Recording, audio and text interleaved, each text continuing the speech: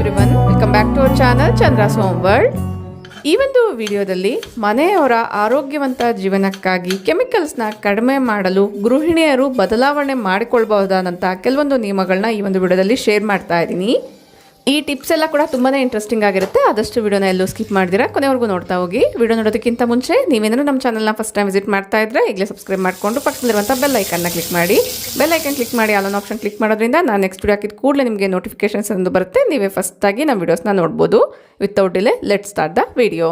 Tip number 1, ತಂಪಾಗಿರುವಂಥ ನೀರನ್ನ ಕುಡಿಯೋದಕ್ಕೋಸ್ಕರ ಫ್ರಿಜ್ಜಲ್ಲಿ ಇಡ್ತಾ ಇರ್ತೀವಿ. ಫ್ರಿಜ್ಜಿನ ನೀರಿಗಿಂತ ಮಣ್ಣಿನ ಮಡಿಕೆಯ ನೀರು ತುಂಬಾ ಶ್ರೇಷ್ಠ. ಸ್ಪೆಷಲಿ ಸಮ್ಮರಲ್ಲಿ ಮಣ್ಣಿನ ಮಡಿಕೆನ ತೊಳಿಬೇಕಾದ್ರೆ ಉಪ್ಪನ್ನ ಯೂಸ್ ಮಾಡಿ ತೊಳಿರಿ. ಸೋಪ್ನ ಯೂಸ್ ಮಾಡೋದಾದ್ರೆ ಸೋಪ್ ಎಲ್ಲ ಕೂಡ ಪಾತ್ರೆಗೆ ಇಟ್ಕೊಂಡು ಮಣ್ಣಿನ ಮಡಿಕೆಗೆ ಇಟ್ಕೊಂಡು ಸೋಪ್ ಸ್ಮೆಲ್ ಎಲ್ಲ ಬರ್ತಾ ಇರುತ್ತೆ. ಹೆಲ್ತ್ ಇಶ್ಯೂಸ್ ಕೂಡ ಆಗೋ ಚಾನ್ಸ್ ಇರುತ್ತೆ. ಒಂದು ವೇಳೆ ನೀವು ಹೊಸದಾಗಿ ಮಣ್ಣಿನ ಪಾತ್ರೆಗಳನ್ನ ತೊಗೊಳ್ತೀರಾ ಅನ್ನೋದಾದರೆ ಸೀಸನಿಂಗ್ ಅನ್ನೋದು ತುಂಬ ಮುಖ್ಯ ಆಗುತ್ತೆ. ಒಂದು 3 days ಆದರೂ ಕೂಡ ಈ ರೀತಿ ನೀರಲ್ಲಿ ಪೂರ್ತಿ ಮುಳುಗಿಸಿ ಇಡಬೇಕಾಗುತ್ತೆ. ಇಲ್ಲಿ ನಾನು ಅಕ್ಕಿ ತೊಳೆದಿರುವಂಥ ನೀರನ್ನ ಯೂಸ್ ಮಾಡ್ಕೊಂಡಿದ್ದೀನಿ. ನೀವು ನಾರ್ಮಲ್ ನೀರಾದರೂ ಕೂಡ ಯೂಸ್ ಮಾಡ್ಕೊಳ್ಬೋದು. 3 ದಿನ ಆದಮೇಲೆ ಸ್ವಲ್ಪ ಎಣ್ಣೆನ ತೊಗೊಂಡು ಈ ರೀತಿ ಅಪ್ಲೈ ಮಾಡ್ತಾ ಇದ್ದೀನಿ. ಈ ರೀತಿ ಎಣ್ಣೆ ಎಲ್ಲ ಅಪ್ಲೈ ಮಾಡಿದಾದ್ಮೇಲೆ ಪೂರ್ತಿ ಅಬ್ಸಾರ್ಬ್ ಆಗೋವರೆಗೂ ಕೂಡ ಬಿಡಬೇಕಾಗುತ್ತೆ. ಒಂದು 2 ಸತಿ ಇದೇ ಪ್ರೊಸೀಜರ್ನ ರಿಪೀಟ್ ಮಾಡಿ ಆಮೇಲೆ ಈ ಒಂದು ಪಾತ್ರೆಗಳನ್ನ ನಾವು ಅಡುಗೆಗೆ ಯೂಸ್ ಮಾಡ್ಕೊಳ್ಬೋದು.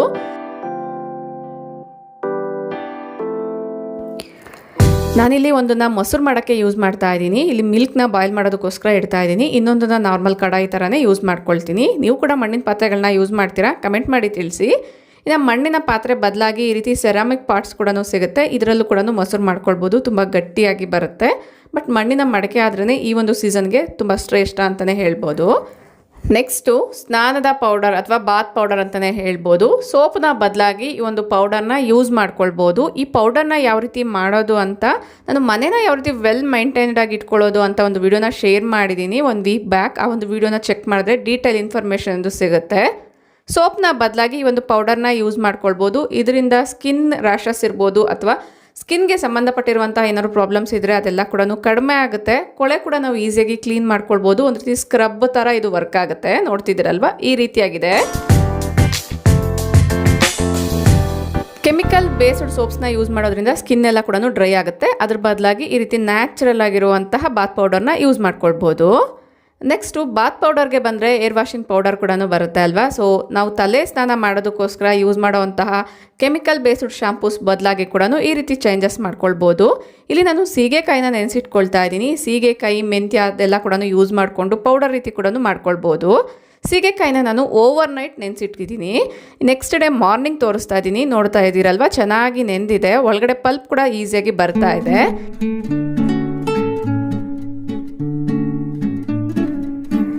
ಈಗ ಇದನ್ನು ಯೂಸ್ ಮಾಡ್ಕೊಳ್ಳೋದಕ್ಕಿಂತ ಮುಂಚೆ ಒಂದು ಪಾತ್ರೆಗೆ ಹಾಕ್ಕೊಂಡು ಸ್ವಲ್ಪ ಎಕ್ಸ್ಟ್ರಾ ನೀರು ಕೂಡ ಸೇರಿಸ್ಕೊಂಡು ಒಂದು 5 ನಿಮಿಷ ಕುದಿಸ್ಕೊಳ್ತೀನಿ. ಆಗ ಸೀಗೆಕಾಯಿ ಇನ್ನೂ ಸಾಫ್ಟ್ ಆಗುತ್ತೆ.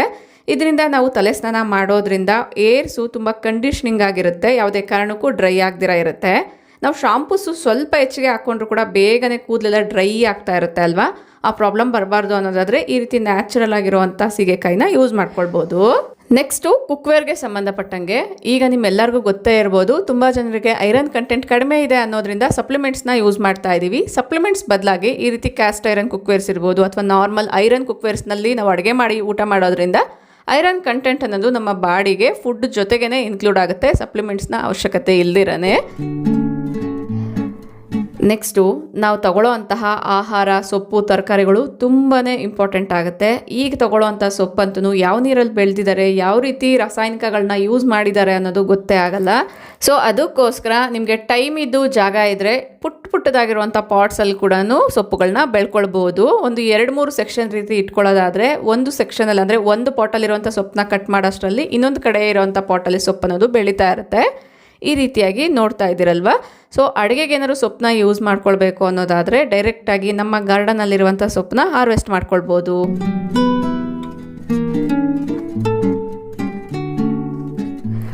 ಇದೇ ಥರನೇ ಮೆಂತ್ಯ ಸೊಪ್ಪಿರ್ಬೋದು, ಪಾಲಕ್ ಸೊಪ್ಪು ಮತ್ತು ಪುದೀನ, ಕೊತ್ತಂಬರಿ ಸೊಪ್ಪೆಲ್ಲ ಕೂಡ ಗ್ರೋ ಬ್ಯಾಗ್ಸಲ್ಲಿ ಈಸಿಯಾಗಿ ನಾವು ಬೆಳ್ಕೊಳ್ಬೋದು. ಸ್ಟಾರ್ಟಿಂಗ್ ಏನಾದ್ರು ನೀವು ಗಾರ್ಡನಿಂಗ್ ಮಾಡಬೇಕು ಅಂತ ಅಂದ್ಕೊಂಡಿದ್ರೆ ಸೊಪ್ಪುಗಳಿಂದ ಸ್ಟಾರ್ಟ್ ಮಾಡಿದ್ರೇ ಬೆಟರು.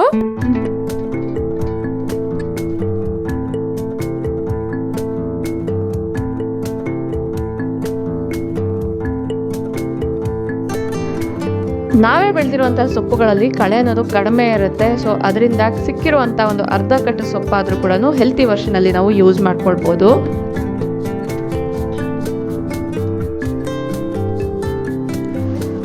ಆರ್ಗ್ಯಾನಿಕ್ ವೇಯಲ್ಲಿ ನಾವು ತರಕಾರಿಗಳನ್ನ ಬೆಳ್ಕೊಳ್ಳೋದಾದರೆ ಹೆಲ್ತ್ ವೈಸ್ ಕೂಡ ತುಂಬಾ ಒಳ್ಳೆಯದು. ನಿಮ್ಮಲ್ಲಿ ಎಷ್ಟು ಜನ ಈ ರೀತಿ ಗಾರ್ಡನಿಂಗ್ ಮಾಡ್ತಾ ಇದ್ದೀರಾ ಕಮೆಂಟ್ ಮಾಡಿ ತಿಳಿಸಿ. ದೋಸೆ ಇಡ್ಲಿ ಮಾಡ್ತಾ ಇದ್ದೀರಾ ಅಂದರೆ ಖಂಡಿತವಾಗ್ಲೂ ಸಿಲಿಕಾನ್ ಬ್ರಷ್ ಯೂಸ್ ಮಾಡ್ತಾನೆ ಇರ್ತೀರಲ್ವಾ. ಸಿಲಿಕಾನ್ ಬ್ರಷ್ಗೆ ಆಲ್ಟರ್ನೇಟಿವ್ ಆಗಿ ನ್ಯಾಚುರಲ್ ಆಗಿರುವಂಥ ಈ ಒಂದು ಬ್ರಷ್ನ ಯಾವ ರೀತಿ ಪ್ರಿಪೇರ್ ಮಾಡ್ಕೊಳ್ಳೋದು ಅಂತ ಈಗಾಗಲೇ ನಾನು ಲಾಸ್ಟ್ ವಿಡಿಯೋಸಲ್ಲಿ ಶೇರ್ ಮಾಡಿದ್ದೀನಿ. ಆದರೆ ಆ ಒಂದು ಲಿಂಕ್ನ ಡಿಸ್ಕ್ರಿಪ್ಷನಲ್ಲಿ ಕೊಟ್ಟಿರ್ತೀನಿ. ಇಲ್ಲಿ ನೀವು ನೋಡ್ತಾ ಇರ್ಬೋದು 2 ಬ್ರಷಸ್ನ ರೆಡಿ ಮಾಡ್ಕೊಂಡಿದ್ದೀನಿ. ಒಂದು ನಾನು ದೋಸೆ ತವಾಗೆ ಯೂಸ್ ಮಾಡೋದಕ್ಕೋಸ್ಕರ, ಇನ್ನೊಂದನ್ನ ನಾನು ವಾಟರ್ ಬಾಟಲ್ಸ್ ಕ್ಲೀನ್ ಮಾಡೋದಕ್ಕೋಸ್ಕರ ಯೂಸ್ ಮಾಡ್ತೀನಿ. ನೋಡ್ತಿದ್ದೀರಲ್ವಾ, ಆಯಿಲ್ನ ಸ್ಪ್ರೇ ಮಾಡಿಬಿಟ್ಟು ಈ ರೀತಿ ಬ್ರಷ್ ಸಹಾಯದಿಂದ ಈಸಿಯಾಗಿ ನಾವು ಸ್ಪ್ರೆಡ್ ಮಾಡ್ಕೊಳ್ಬೋದು. ಸಿಲಿಕಾನ್ ಬ್ರಷು ಎಷ್ಟೇ ಹೀಟ್ ಆದರೂ ಕೂಡ ಅದು ಬಿಸಿ ಆಗಲ್ಲ, ಕರಗಲ್ಲ ಅಂತ ಹೇಳ್ತಾರೆ.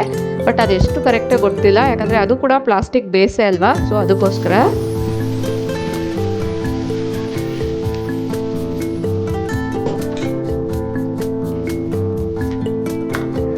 ಈ ರೀತಿ ದೋಸೆ ಪಡ್ಡು ಇಡ್ಲಿ ಎಲ್ಲಾನು ಮಾಡಬೇಕಾದ್ರೆ ಎಣ್ಣೆನ ಸ್ಪ್ರೆಡ್ ಮಾಡ್ತಾ ಇರ್ತೀವಿ. ಎಣ್ಣೆನ ಸ್ಪ್ರೆಡ್ ಮಾಡೋದಕ್ಕೋಸ್ಕರ ಸಿಲಿಕಾನ್ ಬ್ರಷ್ ಬದಲಾಗಿ ಈ ರೀತಿ ನ್ಯಾಚುರಲ್ ಆಗಿರುವಂಥ ಬ್ರಷ್ನ ಯೂಸ್ ಮಾಡ್ಕೊಳ್ಬೋದು.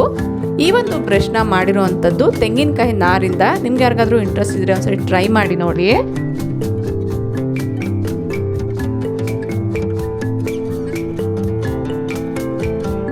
ನೆಕ್ಸ್ಟು ಪ್ರತಿದಿನ ಅಡುಗೆಗೆ ಯೂಸ್ ಮಾಡುವಂತಹ ಈರುಳ್ಳಿ, ಆದಷ್ಟು ಸಾಂಬಾರ್ ಈರುಳ್ಳಿ ಅಂತ ಏನು ಸಿಗುತ್ತೆ, ಈ ಒಂದು ಈರುಳ್ಳಿ ಕಂಪೇರ್ ಟು ನಾರ್ಮಲ್ ಈರುಳ್ಳಿಗಿಂತ ಹೆಲ್ತ್ಗೆ ತುಂಬಾ ಒಳ್ಳೆಯದು. ಇದರಲ್ಲಿ ಆ್ಯಂಟಿ ಆಕ್ಸಿಡೆಂಟ್ಸ್ ಇರುತ್ತೆ, ವಿಟಮಿನ್ ಸಿ ಇರುತ್ತೆ, B6 ಇರುತ್ತೆ, ತುಂಬ ಮಿನರಲ್ಸ್ ಅನ್ನೋದು ಇರುತ್ತೆ. ಇದರಿಂದ ಇಮ್ಯುನಿಟಿ ಕೂಡ ಇಂಪ್ರೂವ್ ಆಗುತ್ತೆ, ಡೈಜೆಷನ್ನು, ಹಾರ್ಟ್ ಹೆಲ್ತ್ ಕೂಡ ಒಳ್ಳೆಯದು. ಒಂದು ವೇಳೆ ನಿಮ್ಗೆ ಏನಾದರೂ ಈ ರೀತಿ ಸಾಂಬಾರು ಆನಿಯನ್ಸ್ ಸಿಗುತ್ತೆ ಅನ್ನೋದಾದರೆ ನಾರ್ಮಲ್ ಆನಿಯನ್ಸ್ಗಿಂತ ಇದನ್ನೇ ಯೂಸ್ ಮಾಡ್ಕೊಳ್ಬೋದು.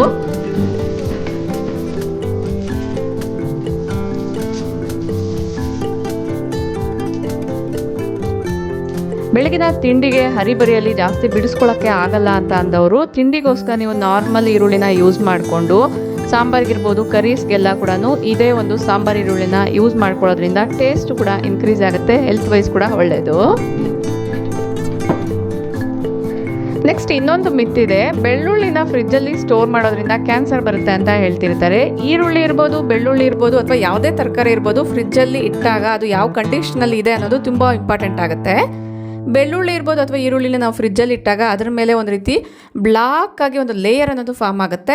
ಆ ರೀತಿ ಲೇಯರ್ ಫಾರ್ಮ್ ಆದಮೇಲೆ ನಾವು ಅಡುಗೆಗೆ ಯೂಸ್ ಮಾಡ್ತೀವಿ ಅನ್ನೋದಾದರೆ ಅದರಿಂದ ಖಂಡಿತವಾಗ್ಲೂ ಕೂಡ ಕ್ಯಾನ್ಸರ್ ಅನ್ನೋದು ಬರುತ್ತೆ. ಬಟ್ ನಾರ್ಮಲ್ ಸ್ಟೇಜಲ್ಲಿ ಇದ್ದಾಗೇ ನಾವು ಯೂಸ್ ಮಾಡ್ಕೊಳ್ಳೋದಾದರೆ ಯಾವುದೇ ರೀತಿ ಪ್ರಾಬ್ಲಮ್ ಆಗಲ್ಲ. ಈ ಪುಟ್ಟ ಈರುಳ್ಳಿನ ಯೂಸ್ ಮಾಡಿಕೊಂಡು ಮಾಡುವಂಥ ಸಾಂಬಾರು ಇರ್ಬೋದು, ಕರೀಸ್ ಇರ್ಬೋದು, ತುಂಬಾ ಟೇಸ್ಟಿಯಾಗಿರುತ್ತೆ. ಒಂದ್ಸರಿ ಟ್ರೈ ಮಾಡಿ ನೋಡಿ. ಅನ್ನದ ಗಂಜಿ, ಅನ್ನದಿಂದ ಗಂಜಿನ ಸಪ್ರೇಟ್ ಮಾಡೋದ್ರಿಂದ ನ್ಯೂಟ್ರಿಷಸ್ ವ್ಯಾಲ್ಯೂ ಎಲ್ಲ ಕಡಿಮೆ ಆಗುತ್ತೆ ಅಂತ ಹೇಳ್ತಾರೆ. ನಮ್ಮ ಹಿರಿಯರು ಪುರಾತನ ಕಾಲದಿಂದಲೂ ಕೂಡ ಇದೇ ಒಂದು ಪದ್ಧತಿಯಲ್ಲಿ ಅನ್ನನ ಮಾಡ್ಕೊಂಡು ಬಂದಿದ್ದಾರೆ. ಬಟ್ ಈ ಒಂದು ರೈಸ್ ವಾಟರ್ನ ಕೂಡ ನಾವು ಬೇರೆ ರೀತಿ ಯೂಸ್ ಮಾಡ್ಕೊಳ್ಬೋದು.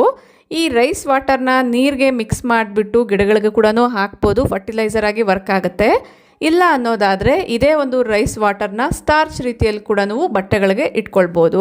ಅಂದರೆ ಬಟ್ಟೆಗಳಿಗೆ ಗಂಜಿ ಇಡೋದು, ಸ್ಟಾರ್ಚ್ ಇಡೋದು ಅಂತ ಹೇಳ್ತಾರಲ್ವ, ಸೊ ಆ ರೀತಿಯಾಗಿ.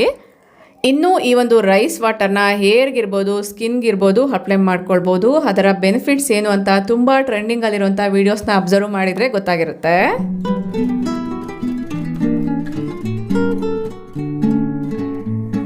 ಅನ್ನದ ಗಂಜಿ ಜೊತೆಗೆ ಸ್ವಲ್ಪ ನೀರನ್ನ ಹಾಕಿ ಚೆನ್ನಾಗಿ ಡಿಸಾಲ್ವ್ ಮಾಡಿಕೊಂಡು ಈ ರೀತಿ ಬಟ್ಟೆಗಳಿಗೆ ನಾನು ಸ್ಟಾರ್ಚ್ನ ಇಡ್ತಾ ಇದ್ದೀನಿ. ಇದರಿಂದ ಬಟ್ಟೆಗಳ ಸ್ಟಿಫ್ನೆಸ್ ಅನ್ನೋದು ಜಾಸ್ತಿ ಆಗುತ್ತೆ. ಸಾಂಬ್ರಾಣಿ, ಮನೆಯಲ್ಲಿ ಸಾಂಬ್ರಾಣಿ ಹಾಕೋದ್ರಿಂದ ಒಂದು ಪಾಸಿಟಿವ್ ವೈಬ್ರೇಷನ್ಸ್ ಒಂದು ಕ್ರಿಯೇಟ್ ಆಗುತ್ತೆ ಅಂತ ನಮ್ಮ ಪೂರ್ವಿಕರು ಹೇಳಿದ್ದಂಥ ಒಂದು ವಿಚಾರ. ಈ ರೀತಿ ಸಾಂಬ್ರಾಣಿ ಕಪ್ಸ್ ಕೂಡ ಸಿಗುತ್ತೆ, ಬಟ್ ಇವು ಸ್ವಲ್ಪ ಕೆಮಿಕಲ್ ಬೇಸ್ಡ್ ಅಂತ ಹೇಳ್ತಿದ್ದಾರೆ.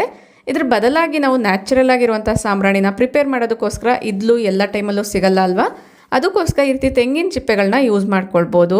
ತೆಂಗಿನ ಚಿಪ್ಪೆನ ಸ್ಟವ್ ಮೇಲೆ ಇಟ್ಟು ಒಂದು 5 ನಿಮಿಷ ಬಿಟ್ಟರೆ ಸಾಕಾಗುತ್ತೆ. ಕೆಂಡಗಳನ್ನೋದು ರೆಡಿ ಆಗುತ್ತೆ. ಕೆಂಡಗಳು ರೆಡಿ ಆದಮೇಲೆ ವಿಡಿಯೋದಲ್ಲಿ ತೋರಿಸ್ದಂಗೆ ಸಾಂಬ್ರಾಣಿ ಪೌಡರ್ನ ಹಾಕ್ಕೊಳ್ಬೇಕಾಗತ್ತೆ. ನಾನು ಸಾಂಬ್ರಾಣಿ ಪೌಡರ್ ಜೊತೆಗೆ ಸ್ವಲ್ಪ ಜವಾದು ಪೌಡರ್ ಕೂಡ ಸೇರಿಸ್ತೀನಿ.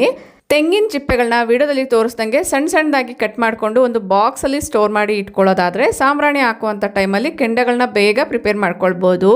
ಅಮಾವಾಸ್ಯೆ ಹುಣ್ಣಿಮೆ ದಿವಸಗಳೆಲ್ಲ ಕೂಡ ನಾವು ಸಾಂಬ್ರಾಣಿನ ಹಾಕ್ಕೊಳ್ತಾ ಇರ್ತೀರಲ್ವ, ಸೊ ಅಂಥವ್ರಿಗೆ ತುಂಬ ಹೆಲ್ಪ್ಫುಲ್ ಆಗುತ್ತೆ ಅಂತ ಅಂದ್ಕೊಂಡಿದ್ದೀನಿ. ಇಷ್ಟ ಆದರೆ ಲೈಕ್ ಮಾಡಿ. ಮನೆ ಸುಂದರವಾಗಿ ಕಾಣಿಸೋದಕ್ಕೋಸ್ಕರ ವಿವಿಧ ರೀತಿಯ ಅಲಂಕಾರಿಕ ವಸ್ತುಗಳನ್ನ ಇಟ್ಕೊಂಡಿರ್ತೀವಿ. ಅದರಿಂದ ನೋಡೋಕ್ಕೆ ಮಾತ್ರನೇ ಚೆನ್ನಾಗಿರುತ್ತೆ, ಹೆಲ್ತ್ಗೂ ಕೂಡ ಒಳ್ಳೆಯದಾಗಬೇಕು ಅನ್ನೋದಾದರೆ ನ್ಯಾಚುರಲ್ ಆಗಿ ಸಿಗುವಂತಹ ಈ ರೀತಿ ಇಂಡೋರ್ ಪ್ಲಾಂಟ್ಸ್ನ ಇಟ್ಕೊಳ್ಬೋದು. ಇಂಡೋರ್ ಪ್ಲಾಂಟ್ಸ್ ಬಗ್ಗೆ ನಾನು ಈಗಾಗಲೇ ಕೆಲವೊಂದು ವೀಡಿಯೋಸ್ನ ಶೇರ್ ಮಾಡಿದ್ದೀನಿ. ನೀವು ಯಾರಾದರೂ ಫಸ್ಟ್ ಟೈಮ್ ನಮ್ಮ ಚಾನಲ್ನ ವಿಸಿಟ್ ಮಾಡ್ತಾ ಇದ್ದರೆ ಒಂದ್ಸರಿ ಚೆಕ್ ಮಾಡಿ. ಮನೆಯ ಒಳಗಡೆ ಈಸಿಯಾಗಿ ಕೆಲವೊಂದು ಗಿಡಗಳನ್ನ ಬೆಳೆಸ್ಕೊಳ್ಬೋದು. ಅದರಿಂದ ಒಂದು ಒಳ್ಳೆ ಪಾಸಿಟಿವ್ ವೈಬ್ರೇಷನ್ ಅದು ಕ್ರಿಯೇಟ್ ಆಗುತ್ತೆ. ಅದ್ರ ಜೊತೆಗೆ ಒಳ್ಳೆ ಆಕ್ಸಿಜನ್ ಕೂಡ ಸಿಗುತ್ತೆ. ಏನಾದರೂ ನಿಮ್ಮ ಮನೆ ಒಳಗಡೆ ಇರುವಂಥ ಗಾಳಿ ಪರಿಶುದ್ಧವಾಗಿ ಇಲ್ಲ ಅನ್ನೋದಾದರೆ ಏರ್ ಪ್ಯೂರಿಫೈಯರ್ ಆಗಿ ಕೂಡ ಗಿಡಗಳು ವರ್ಕ್ ಆಗುತ್ತೆ. ಗಿಡಗಳು ಇಡೋಷ್ಟು ಜಾಗ ಇಲ್ಲ ಅನ್ನೋದಾದರೆ ವಿಡಿಯೋದಲ್ಲಿ ತೋರಿಸ್ದಂಗೆ ಈ ರೀತಿ ನೀವು ಶೆಲ್ಫ್ಸ್ನ ಕೂಡ ಅರೇಂಜ್ ಮಾಡ್ಕೊಳ್ಬೋದು. ಇದರಲ್ಲಿ ಪುಟ್ಟದಾಗಿರುವಂಥ ಇಂಡೋರ್ ಪ್ಲಾಂಟ್ಸ್ನ ಕೂಡ ಬೆಳೆಸ್ಕೊಳ್ಬೋದು.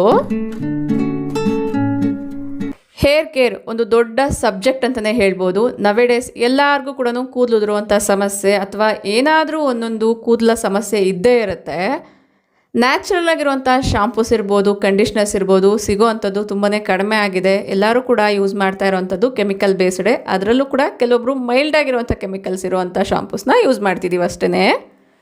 ನ್ಯಾಚುರಲ್ ಆಗಿ ಮನೆಯಲ್ಲೇ ಹೇರ್ ಕಂಡೀಷ್ನರ್ನ ಯಾವ ರೀತಿ ಪ್ರಿಪೇರ್ ಮಾಡ್ಕೊಳ್ಬೋದು ಅಂತ ನೋಡೋಣ. ಫಸ್ಟಿಗೆ ನಾನು ದಾಸವಾಳದ ಹೂಗಳನ್ನ ತೊಗೊಂಡು ನೀಟಾಗಿ ಕ್ಲೀನ್ ಮಾಡಿಕೊಂಡು ಅದು ಮುಳುಗುವಷ್ಟು ನೀರನ್ನ ಹಾಕ್ಕೊಂಡು ಚೆನ್ನಾಗಿ ಕುದಿಸ್ಕೊಂಡಿದ್ದೀನಿ. ಅಬ್ಸರ್ವ್ ಮಾಡ್ತಾ ಇದ್ದೀರಲ್ಲ, ಕಲರ್ ಎಲ್ಲ ಕೂಡ ನೀರಲ್ಲಿ ಬಿಟ್ಕೊಂಡಿದೆ. ಅದರ ರಸ ಎಲ್ಲ ಕೂಡ ಪೂರ್ತಿ ಈ ರೀತಿ ಹಿಂಡಿ ತೆಗಿತಾ ಇದ್ದೀನಿ. ಇಲ್ಲ ಅನ್ನೋದಾದರೆ ಆ ಹೂಗಳನ್ನ ಕೂಡ ನೀವು ಯೂಸ್ ಮಾಡ್ಕೊಳ್ಬೋದು.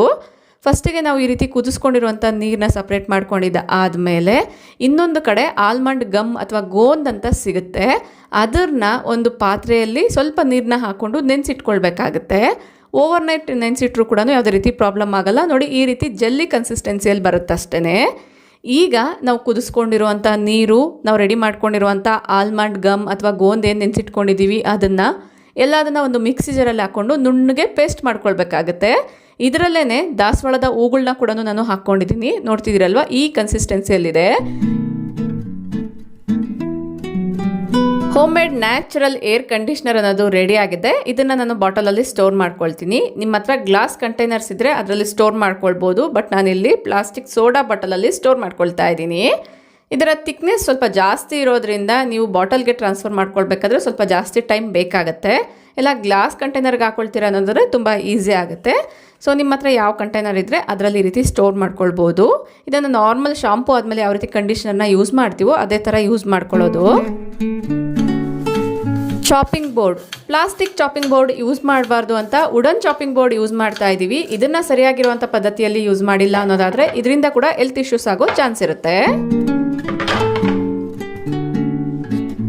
ನಾನು ಮೊದಲಿಂದ ಯೂಸ್ ಮಾಡ್ತಾ ಇದ್ದಂಥ ಚಾಪಿಂಗ್ ಬೋರ್ಡ್ ಕೆಳಗಡೆ ಇದೆ. ಈಗ ಯೂಸ್ ಮಾಡ್ತಾ ಇರೋವಂಥದ್ದು ಈ ಒಂದು ರೌಂಡ್ ಚಾಪಿಂಗ್ ಬೋರ್ಡು.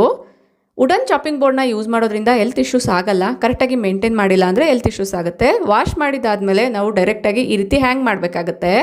ಈ ರೀತಿ ಮಾಡೋದ್ರಿಂದ ವಾಟರ್ ಅನ್ನೋದು ಆ ಒಂದು ವುಡ್ಗೆ ಅಬ್ಸಾರ್ಬ್ ಆಗದಿರ ಇರುತ್ತೆ, ಡ್ರೈ ಆಗಿ ಇರುತ್ತೆ. ಸರಿಯಾಗಿ ಮೇಂಟೈನ್ ಮಾಡಿಲ್ಲ ಅನ್ನೋದಾದರೆ ವಾಟರ್ ಎಲ್ಲನೂ ಅಬ್ಸಾರ್ಬ್ ಆಗಿ ಈ ರೀತಿ ಫಂಗಸ್ ಅನ್ನೋದು ಫಾರ್ಮ್ ಆಗ್ತಾ ಇರುತ್ತೆ. ಇದನ್ನು ಯೂಸ್ ಮಾಡೋದ್ರಿಂದ ಹೆಲ್ತ್ಗೆ ಒಳ್ಳೇದಲ್ಲ, ಕ್ಯಾನ್ಸರ್ ಎಲ್ಲ ಫಾರ್ಮ್ ಆಗುತ್ತೆ ಅಂತ ಹೇಳ್ತಾರೆ. ಕರೆಕ್ಟಾಗಿ ಮೇಂಟೈನ್ ಮಾಡೋದಾದರೆ ವುಡನ್ ಚಾಪಿಂಗ್ ಬೋರ್ಡ್ಸ್ನ ಯೂಸ್ ಮಾಡ್ಬೋದು. ಇಲ್ಲ ಅನ್ನೋದಾದರೆ ಈ ರೀತಿ ಸ್ಟೈನ್ಲೆಸ್ ಸ್ಟೀಲ್ ಚಾಪಿಂಗ್ ಬೋರ್ಡ್ನ ಯೂಸ್ ಮಾಡ್ಬೋದು. ಇದ್ರ ಜೊತೆಗೆ ಈ ಒಂದು ರಾಡ್ ಕೂಡ ಬಂದಿರುತ್ತೆ. ಇದನ್ನು ನಾವು ಚಪಾತಿ ಒಸೆಯಕ್ಕೆಲ್ಲ ಯೂಸ್ ಮಾಡ್ಕೊಳ್ಬೋದು. ಚಪಾತಿ ಒಸೆಯ ಕೂಡ ಈ ರೀತಿ ವುಡನ್ದು ಯೂಸ್ ಮಾಡ್ತಿರ್ತೀವಲ್ವ, ಇದರ ಬದಲಾಗಿ ಸ್ಟೈನ್ಲೆಸ್ ಸ್ಟೀಲ್ ರಾಡ್ಸ್ ಕೂಡ ಸಿಗುತ್ತೆ. ಅದನ್ನು ಕೂಡ ಯೂಸ್ ಮಾಡ್ಕೊಳ್ಬೋದು. ಹೀರೆಕಾಯಿ ಬಜ್ಜಿ ಮಾಡೋದಕ್ಕೋಸ್ಕರ ಹೀರೆಕಾಯಿನ ಕಟ್ ಮಾಡ್ಕೊಳ್ತಾ ಇದ್ದೀನಿ. ಇದಕ್ಕೆ ಸಂಬಂಧಪಟ್ಟಿರುವಂಥ ಶಾರ್ಟ್ ವಿಡಿಯೋನ ನಾನು ಲಾಸ್ಟ್ ವಿಡಿಯೋಸಲ್ಲಿ ಶೇರ್ ಮಾಡಿದ್ದೀನಿ. ಇಂಟ್ರೆಸ್ಟ್ ಇರೋರು ಚೆಕ್ ಮಾಡಿ. ತುಂಬ ಕ್ವಿಕ್ಕಾಗಿ ಈಸಿಯಾಗಿ ಮಾಡ್ಕೊಳ್ಬೋದು. Next floor cleaners. ಮನೇನ ಕ್ಲೀನ್ ಮಾಡಬೇಕು ಅಂದರೆ ಫೆನಾಲ್ ಇರ್ಬೋದು, ಡೆಟಾಲ್ ಇರ್ಬೋದು, ಯಾವುದಾದ್ರೂ ಒಂದು ಫ್ಲೋರ್ ಕ್ಲೀನರ್ನ ಯೂಸ್ ಮಾಡಲೇಬೇಕು. ಆಗ ಮಾತ್ರ ನೀಟಾಗಿ ಕ್ಲೀನ್ ಆಗುತ್ತೆ ಅಂತ ಯಾವುದಾದ್ರೂ ಒಂದು ಕೆಮಿಕಲ್ ಬೇಸ್ಡ್ ಲಿಕ್ವಿಡ್ಸ್ನ ಪ್ರತಿನಿತ್ಯ ಯೂಸ್ ಮಾಡ್ತಾ ಇರ್ತೀವಿ. ಅದರ ಬದಲಾಗಿ ನ್ಯಾಚುರಲ್ ಆಗಿ ಮನೆಯಲ್ಲಿ ಅಡುಗೆ ಮನೆಯಲ್ಲಿ ಸಿಗುವಂಥ ವಸ್ತುಗಳಿಂದನೇ ಫ್ಲೋರ್ ಕ್ಲೀನರ್ಸ್ನ ಪ್ರಿಪೇರ್ ಮಾಡ್ಕೊಳ್ಬೋದು. ಈಗಾಗಲೇ ತುಂಬ ವೀಡಿಯೋಸಲ್ಲಿ ನಾನು ಇದ್ರ ಬಗ್ಗೆ ಶೇರ್ ಮಾಡಿದ್ದೀನಿ.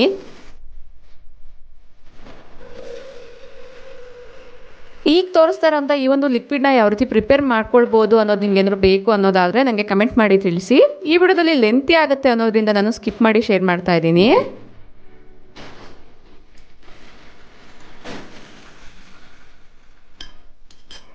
ಈ ಲಿಕ್ವಿಡ್ನ ಅಡುಗೆ ಮನೆಯಲ್ಲಿ ಸಿಗುವಂಥ ನ್ಯಾಚುರಲ್ ವಸ್ತುಗಳಾದಂಥ ಉಪ್ಪು, ಅರಿಶಿನ, ಕರ್ಪೂರದಿಂದ ಮಾಡಿಟ್ಕೊಂಡಿದ್ದೀನಿ. ಈ ಲಿಕ್ವಿಡ್ನ ಯೂಸ್ ಮಾಡಿ ನೆಲನ ಒರೆಸೋದ್ರಿಂದ ನೆಲನೂ ನೀಟಾಗಿ ಕ್ಲೀನ್ ಆಗುತ್ತೆ. ಒಂದು ಒಳ್ಳೆ ಪಾಸಿಟಿವ್ ವೈಬ್ರೇಷನ್ಸ್ ಅಂತೂ ಕೂಡ ಸ್ಪ್ರೆಡ್ ಆಗುತ್ತೆ. ಒಂದು ಒಳ್ಳೆ ಸುವಾಸನೆ ಕೂಡ ಬರುತ್ತೆ.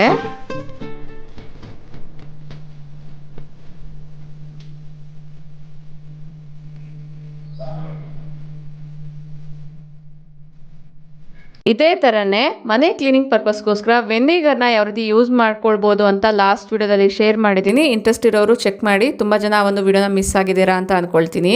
ಅಡುಗೆ ಮನೆ ಕ್ಲೀನಿಂಗ್ ಪರ್ಪಸ್ಗಿರ್ಬೋದು ಅಥವಾ ಮನೆಯ ಯಾವುದೇ ಒಂದು ಮೂಲೆಗಳನ್ನ ಕ್ಲೀನ್ ಮಾಡಬೇಕಾದ್ರೂ ಕೂಡ ವೆನಿಗರ್ನ ಈಸಿಯಾಗಿ ನಾವು ಯೂಸ್ ಮಾಡ್ಕೊಳ್ಬೋದು.